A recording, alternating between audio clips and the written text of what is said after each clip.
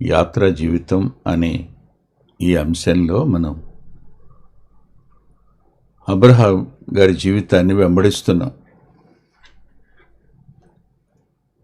ప్రభు, Abraham వీరిద్దరి స్నేహం,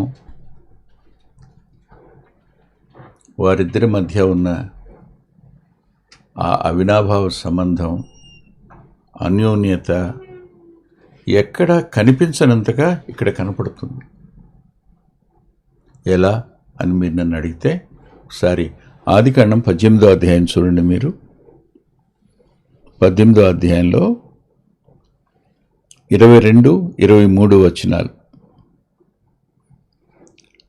22వ వచనంలో రెండవ భాగం, 23వ వచనంలో మొదటి భాగం. అబ్రహాము ఇంకా యెహోవా సన్నిధిని నిలుచుండెను. అబ్రహాము ఇంకా యెహోవా సన్నిధిని నిలుచుండెను. బాగుంది కదా? అక్కడి నుంచి అప్పుడు అబ్రహాము సమీపించిట్లేనను. ఎవరిని సమీపించి? యెహోవా సన్నిధిలో నిలబడ్డాడు. యెహోవాను సమీపించేలా అన్నాడు. ఈ రెండు పదాలు. దేవుని సన్నిధిలో నిలబడడం, ఇంకా అన్ని సమీపంగా వెళ్ళడం. బహుశా నాకు తెలిసి ఇంతగా ఈ ప్రత్యేకమైన ఏరియాలో ప్రభుతో ఇలా ఉన్న వ్యక్తులు అరుదుగా కనిపిస్తారు. ప్రభు తానే రావడం వేరు, ప్రభు సన్నిధిలోకి వెళ్ళి నిలబడిన అనుభవం అబ్రహాం. ఇంకా నిలబడే ఉన్నాడు అనంటే ప్రభువుకు వెళ్ళిపోయే వీలు లేదనమాట. ప్రభు ఆగవలసిందే, ప్రభు మాట్లాడవలసిందే. కదల్లా నిలబడ్డాడు అంతే. ఈ వచనాలను ధ్యానించడానికి ముందు చిన్న ప్రార్థన చేసుకుందాం. కృప కలిగిన మా దేవా, వాత్సల్యత గల మా తండ్రి,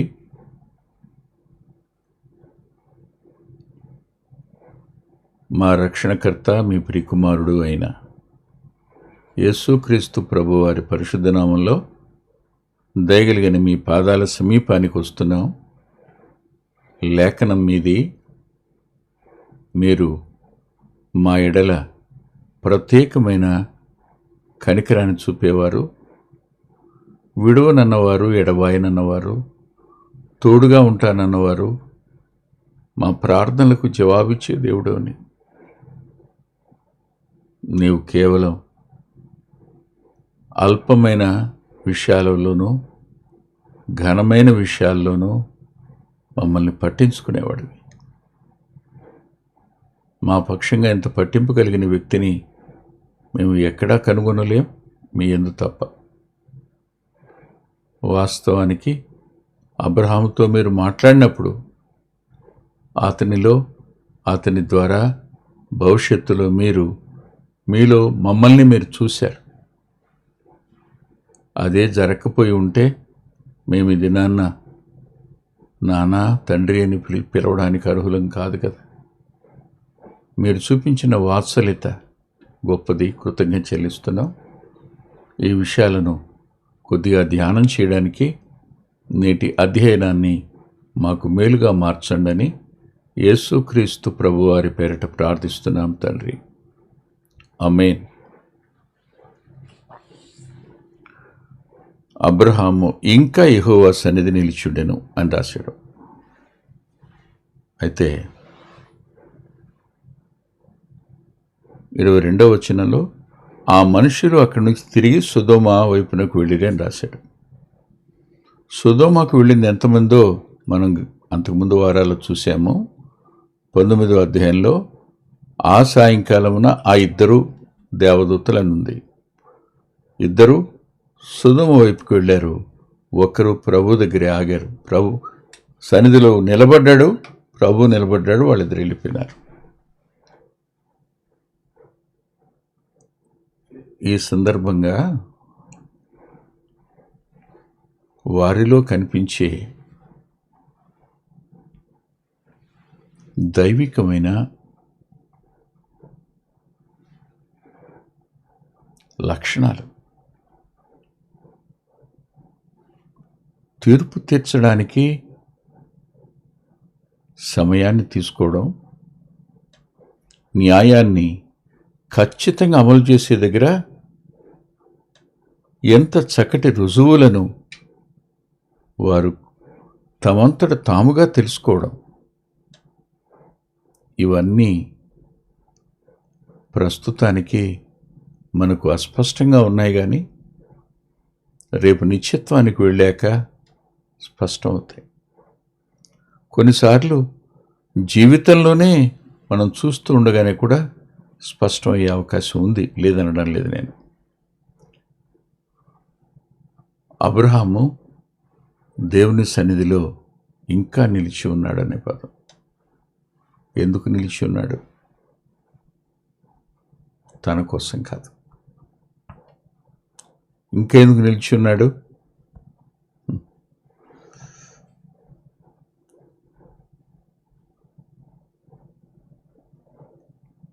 దేవునికి విజ్ఞాపన చేసేవారు అంటే ఎంత ఇష్టమో. ఇతరుల కోసం ప్రార్థించే వారి ప్రార్థన ఆయన ఖచ్చితంగా వింటాడు. వారు ఎవరైనా వారి కొరకు ప్రార్థించే ఒక వ్యక్తి ఉండడం ఎంత గొప్ప భాగ్యం. ఇప్పుడు నిలిచి సన్నిధిలో ఉన్నాడు. ఏమడుగుతాడో దేవునికి తెలుసు, ఎలా అడుగుతాడో కూడా తెలుసు. కానీ ఒక్క మాట మీ మనసును నొప్పించకుండా చెప్పాలని ఆశపడుతున్నాను, కానీ నా మాటలు మీ మనసును నొప్పిస్తాయేమో తెలీదు. మీకోసం ప్రార్థించే ఒక వ్యక్తి ఉండడం దేవుని సన్నిధిలో నిజంగా దేవుడు మీకు ఇచ్చిన ఆధిక్యత. మీరు ఆ వ్యక్తిని మర్చిపోయి ఉండొచ్చు, ఆ వ్యక్తి మీకు చేసిన ఉపకారాన్ని మర్చిపోయి ఉండొచ్చు, గతంలో ఆ వ్యక్తి ద్వారా మీ ప్రాణాలు కాపాడబడ్డాయని కూడా మర్చిపోయి ఉండొచ్చు. ఇప్పుడు ఆ వ్యక్తిని బట్టి మీరు ఘనత పొందారు, ఆ వ్యక్తిని బట్టి మీరు సమాజంలో గొప్పవాళ్ళుగా పిలువబడుతున్నారు, కానీ ఆ వ్యక్తిని మీరు మర్చిపోయారు. ఇది లోతు విషయంలో స్పష్టంగా కనిపించేది.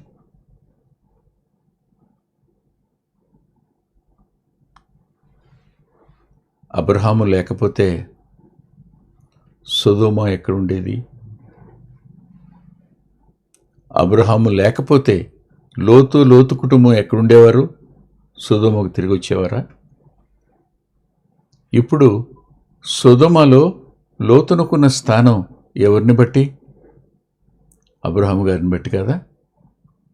కానీ సమాజంలో ఎవరిని బట్టి మీకు స్థానం వచ్చిందో, ఎవరిని బట్టి మీకు ఇవాళ గౌరవం ఉందో, ఎవరిని బట్టి మీ చుట్టూ మనుషులు ఉన్నారో, అట్టి వ్యక్తిని మీరు మర్చిపోయే అవకాశం ఉంది.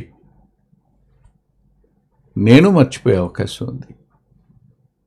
కానీ అలా మర్చిపోయిన వారి విషయంలో కూడా పట్టింపు కలిగిన ఓ అద్భుతమైన వ్యక్తిత్వం అబ్రహాం గారిలో కనపడుతుంది. మనమైతే వాళ్ళు నష్టపోవాలని ఆలోచించిన సందర్భాలుంటాయి. అది మనల్ని నొప్పిస్తుంది, ప్రభువుని కూడా నొప్పిస్తుంది. దైవాత్మను దుఃఖపరిచేటువంటి సందర్భాలవి. నేను అనుకుంటాను, లోతుకు కృతజ్ఞతన ఉందా అబ్రహాం మీద అని. ఉంటే పరిశుద్ధాత్మదేవుడు వ్రాసి ఉండేవాడు కదా. అబ్రహాము మెల్కీసెదెకుతో మాట్లాడాడు, సొదొమ రాజుతో మాట్లాడాడు. కానీ లోతు అబ్రహాము మాట్లాడుకున్నట్టు కనిపించిందా? ఒక అపరిచితుడిగా అబ్రహామును వదిలిపెట్టి సొదొమ వారి వెంట బయలుదేరి లోతు కుటుంబం సొదొమ వైపుకు వెళ్ళిపోయింది. ఇప్పుడు ఆ సొదొమ గుమారాలను నాశనం చేయడానికి మేము వచ్చాము అని చెప్పినప్పుడు అబ్రహాము దేవుని సన్నిధిలో ఇంకా నిలిచి ఉన్నాడనే పదం. లోతు వంటి వానికి అబ్రహాము వంటి వారు దొరకడం అనేది నిజంగా భాగ్యం. అటు లోకము కావాలి, ఇటు దేవుడు కావాలి. శరీరానుసారమైన మనసు కలిగి ఆలోచించే తత్వం కలిగిన వ్యక్తుల కోసం ఆత్మ సంబంధిగా ఎదుగుతున్న అబ్రహాం వంటి వారు దేవుని సన్నిధిలో నిలిచే ఉంటారు. నీ కోసం, నా కోసం ప్రార్థించే ఇలాంటి వ్యక్తులు ఇప్పటికీ ఉన్నారు కనుకనే మనం సజీవులంగా ఉన్నాం. ఇది మనం ఎప్పుడూ మర్చిపోకూడని సంగతి. ఆలోచించండి. దేవుని సన్నిధిలో అబ్రహాము నిలిచి ఉన్నాడు అని ఉంది. ఎందుకొరకు? విజ్ఞాపన చేయడం కోసం. అయితే దేవుని సన్నిధిలో నిలవడం వల్ల, ఆయన సన్నిధిని గుర్తించటం వల్ల ఏమున్నాయి? 1-2 మాటలు నేను ఈ సందర్భంగా మీతో చెప్తాను. రాజులు మొదటి గ్రంథం దగ్గరికి రండి. మొదటి గ్రంథంలో 17వ అధ్యాయంలో మొదటి వచనం ఎలా ఉంది? ఏలియా ఆహాబునొద్దకు వచ్చి, ఎవని సన్నిధిని నేను నిలబడి ఉన్నానో అన్నాడు. ఎవని సన్నిధిని నిలబడి ఉన్నాను? ఏలియా దేవుని సన్నిధిలో నిలబడినవాడు. తనతో దేవుని సన్నిధి ఉన్నదని గుర్తించినవాడు. తాను నిలబడింది శత్రువు ఎదుట కాదు. ఎవరైనా దేవుని కంటే గనులు గొప్పవారు కారు. నేను నిలబడింది దేవుని సన్నిధిలో అని చెప్పాడు. దేవుని సన్నిధిలో అబ్రహామునకు ఏముందో చెప్తారా? అధికారం ఉంది. రాజ్యాధికారానికి మించిన అధికారం దేవుని సన్నిధిలో నిలిచి ఉన్న వ్యక్తికి ఉంటుంది. అది ఏలియా జీవితంలో మనం చూస్తాం. ఇలా అన్నాడు,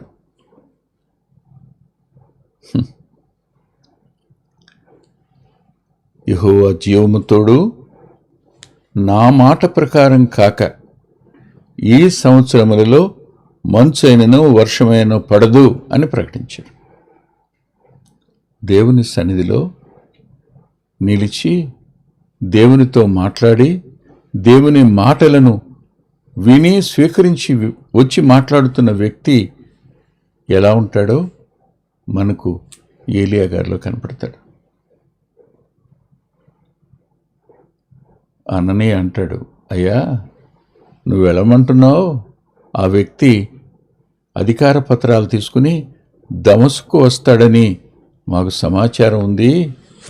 మరి అందరూ భయపడుతున్నారు కదా, నన్ను వెళ్ళమంటావా అని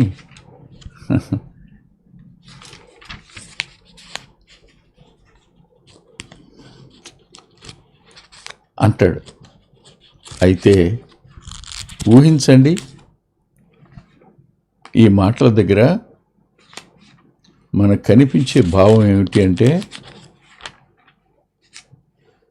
ఎలాగూ దేవుడు ఒక వ్యక్తిని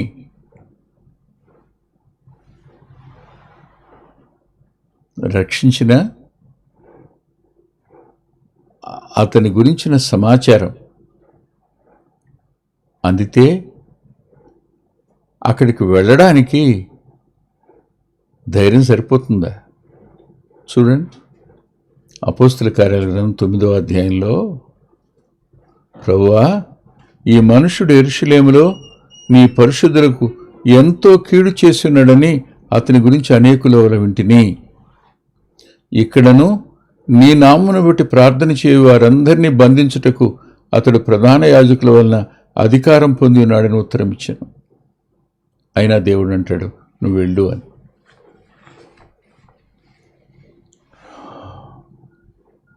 దేవుని సన్నిధిలో ఒక వ్యక్తికి దైవికమైన అధికారం లభిస్తుంది, ధైర్యం లభిస్తుంది.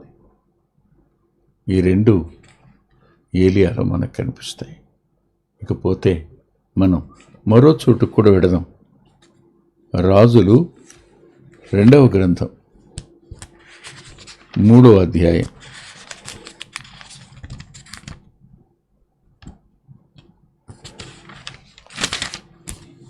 3వ అధ్యాయంలో 14వ వచనం. ఎలీషా ఇట్లనెను, ఎవని సన్నిధిని నేను నిలబడి ఉన్నానో ఇశ్రాయేలు దేవుడైన యెహోవా జీవముతోడు యూదారాజైన యెహోషాపాతును నేను గౌరవము చేయనేడలా నిన్ను చూచుటకైనను లక్ష్య పెట్టుకైనా ఒప్పుకపోదును. దేవుని సన్నిధిలో నిలిచినవాడు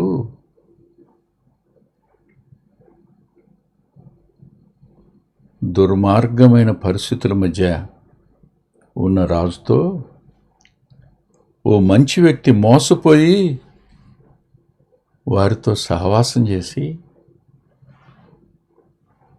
వారు అతడు అలాంటి వాడు అని అన్నా అతడు ఆహ్వానాన్ని కాదనలేక అతనితో స్నేహంగా ఉన్న కారణం చేత కలగబోతున్న నష్టం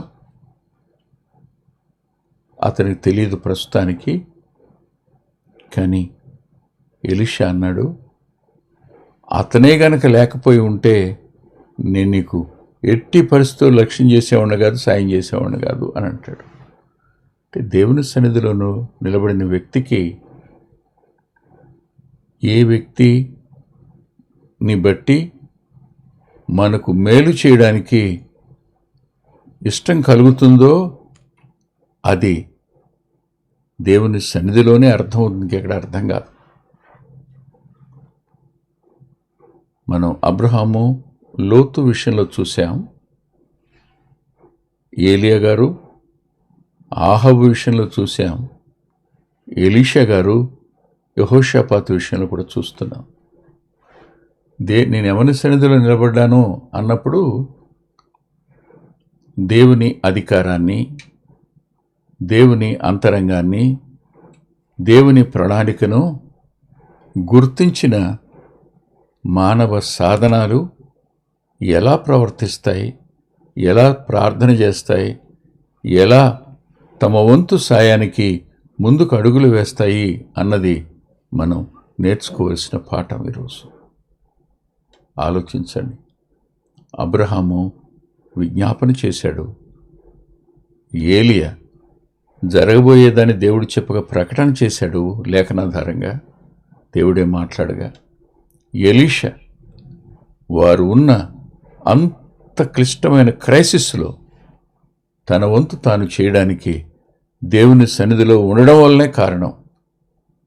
ఎవరు మంచివారో ఎవరు మంచి కాదో అన్నది స్పష్టంగా అర్థమై అతనను లక్ష్యం చేయడాన్ని బట్టి నేను మీతో మాట్లాడతాను అన్నాడు. అంటే దేవుని సన్నిధి నుండి సహాయం లభిస్తుంది, దేవుని సన్నిధి నుంచి భవిష్యత్తులో తీర్పు రాబోతుందని హెచ్చరిక లభిస్తుంది.